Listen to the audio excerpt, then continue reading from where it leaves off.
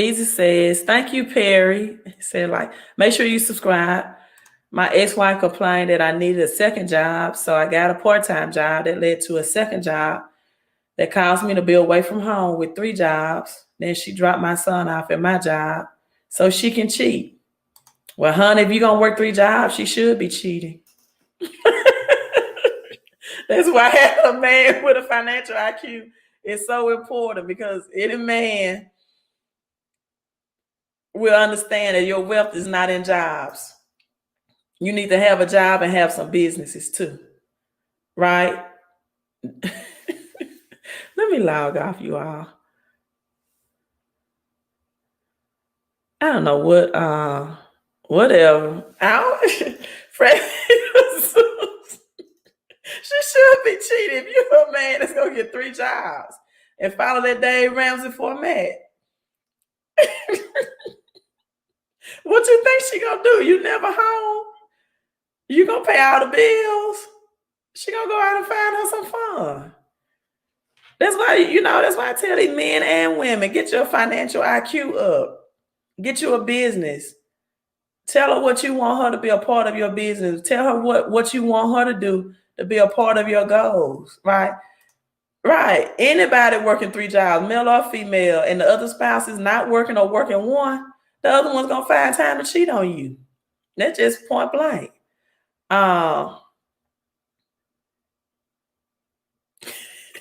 Precious, let me get out. We had a great time. I've been over out. It didn't mean to be that long. Hey, here's to your health and your wealth, your peace and prosperity, and your credit and your cash flow. Great discussion, you all. We'll probably get back on Bitcoin and investing and all of that later on this week. You all have a great, great night.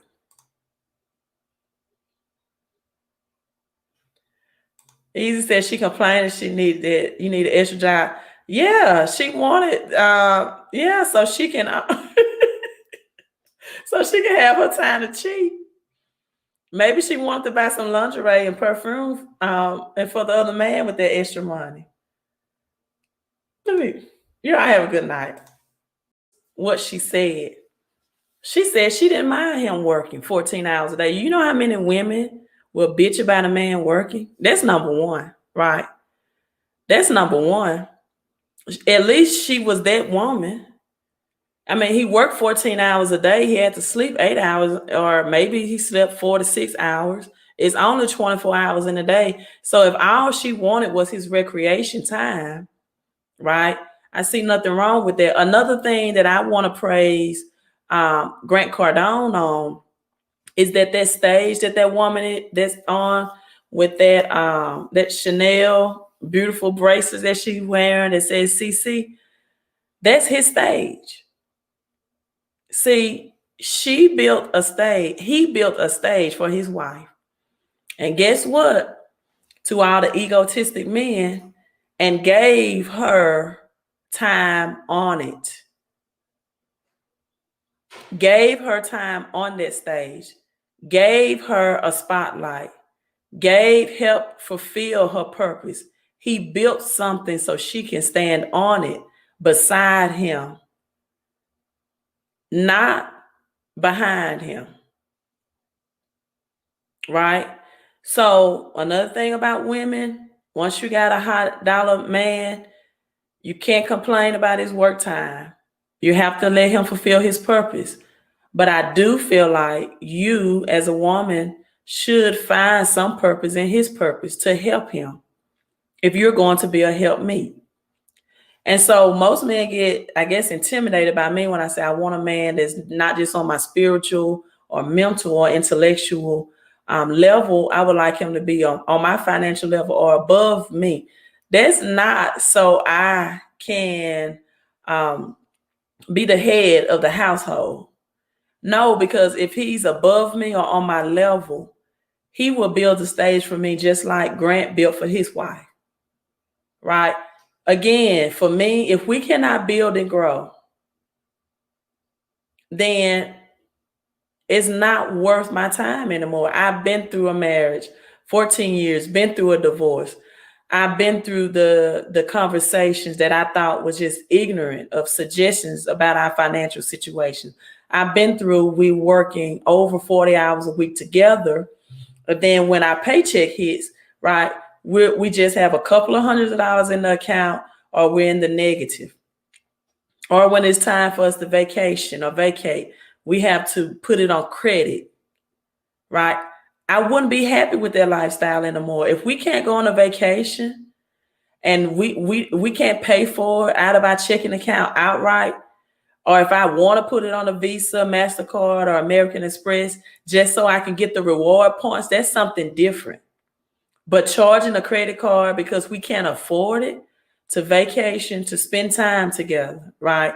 I can't come home and show you my financial investments, or you can't come home and talk to me about financial investments, or you're not saying, oh, Queen, oh, baby, I really love that video. I love your live stream, or we're not, doing these things together. Then it's not exciting to me anymore. See, he built a stage for her. I don't think there's anything wrong with her saying all I wanted was a little of his recreational time, right?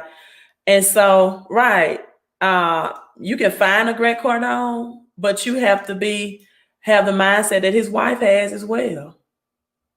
You cannot be a woman who feel like that you're going to do nothing and you want a man to work his fingers to the bone and pay your bills, upgrade your furniture every year, buy you the Louis Vuitton, buy you the wig or the weave, and you don't want to bring anything to the table but sex. Look, sex come a dime a dozen, ladies. You got to offer a man more than that. And men, you have to offer women more than your penis. I can drop the mic and I can just say peace out on that one. Just, point blank. Right? And so I think having financial goals for the future is just as important or equally important of having the same spiritual religious goal, the same missionary goals, and right, have someone that match your vibe. Ladies or men, don't want or pray for someone that has an 850 credit score, 6-figure income, and your credit score is 650, and you're not. I mean, hey, if you're gonna be happily married with someone with bad credit, then that's fine. I am wrapping it up. Let's see what you all think.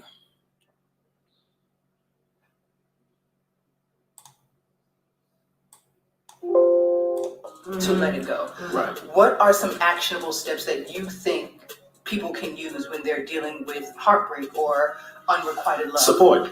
You need people outside of your experience to support you. And how does support look? Well, support looks like a sister, a mother, a loved one. What does that? Right. Because Melinda had support.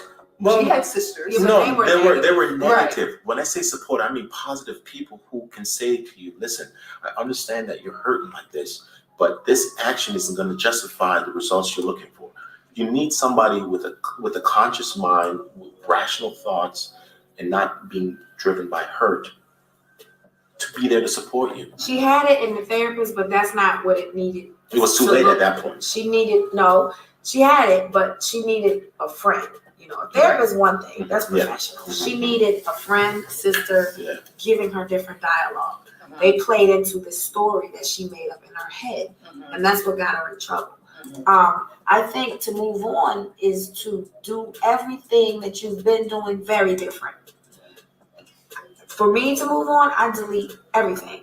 Oh, block them on social media? Block, delete. Because how do you let go if you're constantly reminded of the person every day? If you know there's a chance the phone's going to ring and it might be that person, you're not letting go. But if you block and delete them out of your phone, guess what? I let it go. I'm not anticipating a call that I can't receive. Out of sight, out of mind. Exactly. And she didn't have a friend to tell her that. Yeah. It's support. We all need support. You can't do anything on your own. You can only go so far. And Linda didn't have that. And Robert didn't really have it either, but he was fueled by passion. And that's why I love passion, because you can't sabotage it. Okay. He loved Melinda, but he loved that dream more. Say it! But that dream was for Melinda. Say that. So that was a good ending. Taraji P. Henson, as she's playing Melinda in the movie, saying that Robert loved Melinda, but he loved that dream more. Now, if you all don't know, what happened is at the end of this movie, he ended up giving Melinda, his first wife, and you saw the other woman in the scene, $10 million, right? His product, after 18 years, I forgot how many millions it produced, but he did give his ex-wife, which was Melinda in the movie, played by Taraji P. Henson, 10 million, right? And she stuck with him from 18 years. She went through him with the struggles. Again, she lost her mother's house. And when she called for a divorce, they separated. And some months later, he hit the millions, right? And he connected with a new woman.